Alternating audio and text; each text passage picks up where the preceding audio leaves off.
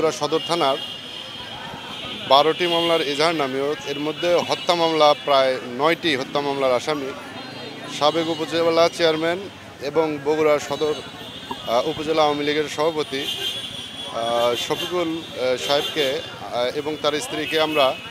ডিএমপি-ডিবির মাধ্যমে ঢাকার মোহাম্মদপুর এলাকা থেকে গ্রেপ্তার করেছি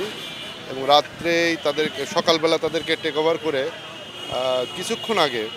আমরা বিজ্ঞ আদালতের মাধ্যমে জেল হাজতে প্রেরণ করেছি। এই আদালতে হাজির করায় কিছু উৎসুক জনতা তার বিরুদ্ধে কিছু স্লোগান এবং ক্ষোভ প্রকাশ করেছে।